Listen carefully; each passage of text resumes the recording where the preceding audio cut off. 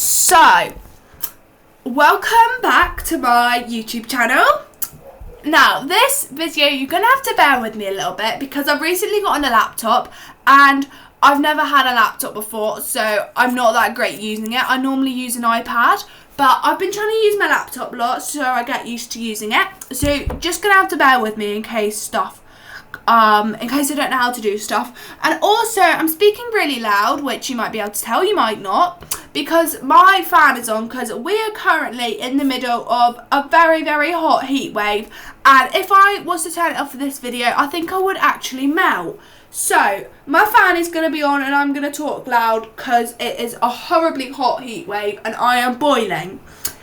Anyways, let's begin. So, Silver Outsword Unit 2, I haven't put what parts it is because I'm pretty sure it's parts B and C, but I'm honestly not sure. So, I'm sure you know, I don't. So, I think it's B and C because I'm redoing it, but I wasn't quite sure. So, 26th of the 6th, that's the date today. So, you can see we are right at the end of June, start of July, so it is baking. Okay, updates. So Kelly responded saying that as there isn't much of the term left, that I would have to do it after the summer holes, which just kind of doesn't give me enough time before submitting my projects to run all my sessions and just get everything sorted before my end of September submission date. So instead of this, I'm going to do my backup plan, which I'm not actually sure if I've talked about before or if it was just in my head, but my backup plan has been running them virtually over Google Meet. So I have actually made loads of progress on this since that's kind of what I decided to do, I guess. The summary of everything I've done. So I've redesigned my poster. I've started creating my PowerPoints for the sessions because obviously if they're going to be over Google Meet, then I'm going to have to kind of share my screen and share my camera and stuff so the kids can see what I'm doing. So I've created some PowerPoints for them. I've planned my kits. Since today, I've begun making my kits because stuff had started arriving, which is very exciting. And I've created a sign-up form. So we're going to go in chronological order of the list. And I'm going to go into further depth with everything, basically. So this is my poster. Now, I designed this on Canva, which I've been learning to use recently. Well, just kind of figuring out how to use it. And I just kind of wanted to put all the information on here because I thought my last post didn't have enough information. Obviously, with my original plan doing it at the school, it didn't need very much information, but now this does. So, Summer Nature Crafts, free online sessions for kids. I wanted that to be quite big and bold. Obviously, the free is a good selling point. For children aged 6 to 10, a 5-week online course every Monday from 4:30 to 5:30. And I am running these over the summer holidays it goes into the first week of back to school, which some kids still have off, obviously. That's why I also did them. So the final one they're going to have to do after going back to school. But a lot of kids have that as an inset day. So, yeah, basically, it should be okay, but I'm away at the start of the summer holidays, otherwise I would have run it earlier and made it all during the summer holidays, but the last one's just outside. But yeah, so it's from the 10th of August to the 7th of September, and then I've just got what we're going to be making every week so people can get a rough idea of what is going on. So, next... Oh, I'm waiting for my bar to come up. There it is. Okay, so I'm now going to take you to the slides that I made for my sessions for them. So, Nature Crafts Week 1. I've only made the first 2 so far, but I thought it gave me a good idea of what I need. I've tried to keep them really short and sweet, so the kids don't get bored and so there can be more hands-on time doing stuff. So Nature Crafts Week 1, I just kind of went with a flowery image in the background because that suits the theme. Welcome to the first ever session of Nature Crafts. Today we're going to be making pressed flower jars which will hold a tea light. These are some picture examples here of just ones I found online. I have made these before but my pictures don't look anywhere near as good as that, so I used them instead. And then I wanted to put a thing of everything that the child should have. And I'm going to touch more on the kits I'm making for that later on. And then I just wanted to put over here, remember pressed flowers are very delicate, so have gentle hands when picking them up and handling them. And that is literally it for this presentation for this first PowerPoint. It's just kind of really short and sweet. I don't need a lot of information. I'd rather have more hands-on time, I guess. And then this is Nature Crafts Week 2. This one's a little bit longer. And so I've tried to put the pictures that match. So this one's obviously going to be sea glass, so I went with the beach. So we're making sea glass pictures. These are some examples again that I found online of ones that had been made. Now I wanted to go a little bit more like, what is sea glass? Because obviously kids might be curious. A lot of them probably haven't heard of it before. So what is sea glass? I've just got kind of a short summary here. So sea glass is bottles and jars that have been littered on or near a beach. These then enter the sea and are hit against rocks, causing them to smash. These glass shards keep on bashing against rocks, causing their edges to round and become safe to touch. This is called tumbling. After many years, the glass is washed up onto beaches and known as sea glass. So it looks like quite a lot of text, but I tried to simplify it as much as I could. And then I also added a little sea glass demonstration of roughly how it's made. So it starts with the bottles, gets broken, and then gets more tumbled and more tumbled. So you should have, again, the same slide as last time, the different things. I actually need to change this to just PVA glue because I've changed what I'm doing slightly since I've made the kits. What to make? Obviously with this one there's a lot of free reign. The kids can make literally anything.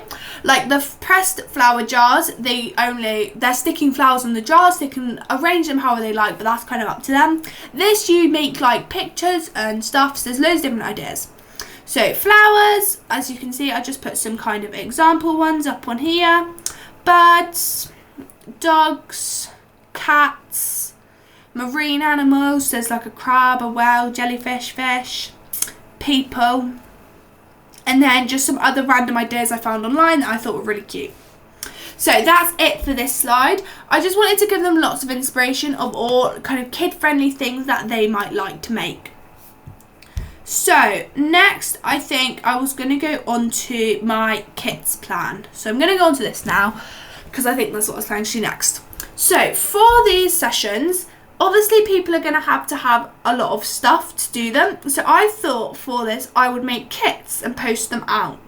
So I'm hoping in a perfect world that everyone who signs up gets a kit. A maximum of 10 is going to be my limit for the sessions and for the amount of kits made, but I'm hoping that everyone will get a kit because it means that I can keep the kits at a lower cost, and then also it makes things just a little bit easier. If every child has exactly the same thing, then there can be no of like if they're worried they've not got it, and it just makes life a bit easier, I thought.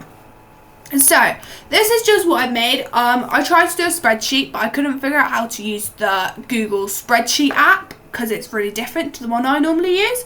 So I thought I'd just do Google Docs instead. So you can see on here, I went through about a week ago, wrote down all the sessions and then everything that's needed for each session. So session 1, the jar, the pressed flowers, the Mod Podge jars. Basically that's going to be something to hold the Mod Podgings. Obviously I don't really want to give the kids a whole thing of Mod Podge each because that would be really expensive and wasteful. Tea light and a paintbrush. So if I go down, you can see I've done this for every single session, calculated the totals for each session. So that's these bits down here, so you can see the totals there.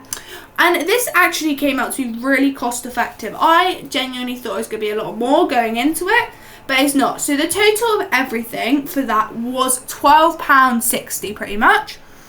So that's obviously just the stuff without postage and everything. So then the total for this is then with postage and with all the packaging is £19.22, which I'm going to round to 20 quid because obviously that's a bit of a nicer number. I don't know how much postage is actually going to be, but I spoke to my dad about it and he said to allow £5 for postage. It might be less, but that's the maximum it would be because I'm not sure how I'm going to do that yet. But yeah, postage of a £5 seems pretty good.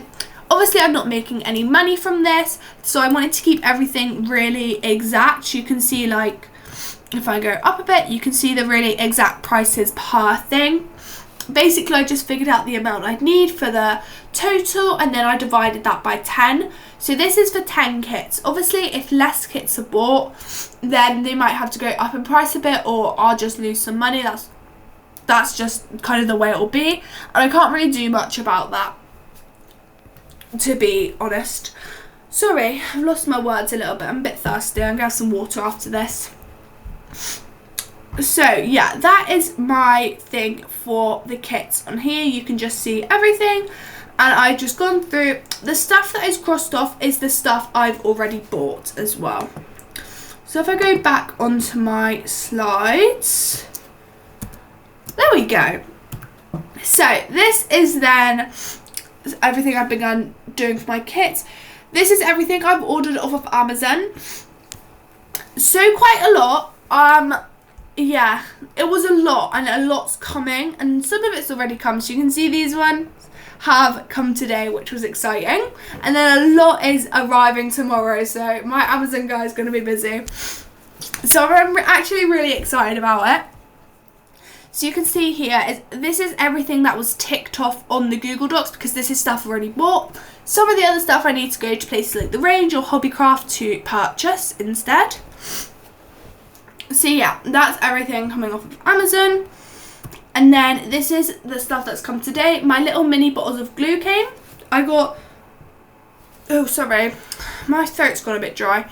I got little mini bottles of glue. I got a 12 pack because that was the closest to 10 for pretty good price, and that'll be plenty for all of the sessions for the kids. And then you can see in the background here, these are the cardboard boxes that I bought to post everything out in. So I'm now just going to go onto my sign up sheet, because I think that was next on my list stuff I'd share. That's on Google. Here we go. So this is my Nature Crafts sign up sheet that I've made. So you can pause this video here to read all of this. I just wanted to give the people doing it as much information and insight as to who I am, what I'm doing, why I'm doing it, the experience I have, things like that. So yeah, that's just all here. You can pause that to read it. The informational post that I made, I thought I'd attach it just because it's got a bit of information on. But I'm thinking when I get my dad or me to put the post up on Facebook about it, I might just put this as the thing so it catches people's eyes more as well. But it's not bad having it in different places. So parent email address, just so I have someone to contact about everything. Parent's name, the amount of children they'd like to sign up, the name and age of your child or children. And then this here is explaining about the kits, and I'd really appreciate if everyone purchases a kit, because that means all children will definitely have the correct materials and everyone has the same materials, and it allows me to keep the cost of the kits low at 20 quid, which I think is really reasonable, especially considering that I'm doing these sessions completely for free. Obviously I'm not making any profit from it, so I think that's really good, and they can be done completely for free if people don't purchase the kits, but I'm hoping people will, because it means I've not wasted my money buying stuff.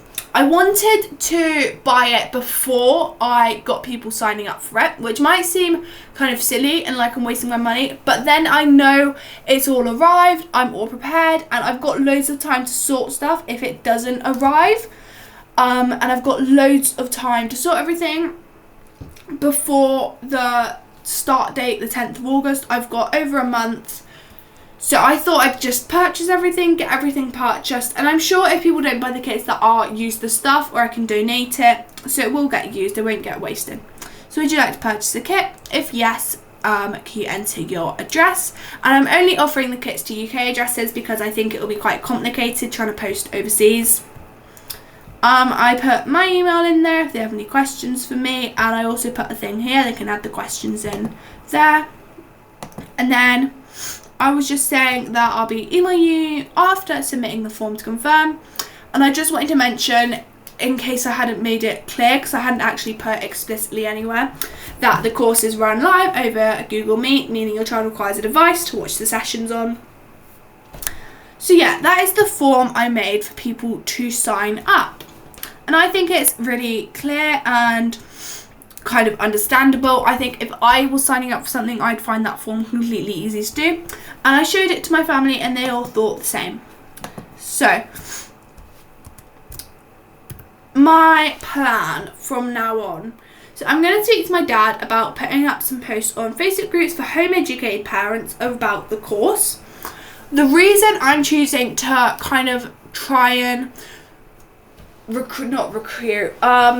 try and get home ed students and children to sign up first is because I think a lot of home educated children will already be comfortable doing lessons and sessions online over things like Zoom and Google Meet, because I know I certainly am, because I'm home educated. And I think it will make it a little bit easier if kids know how to do that first and they're comfortable doing that. I think that'll be easier. And yeah, basically that's the whole reason why.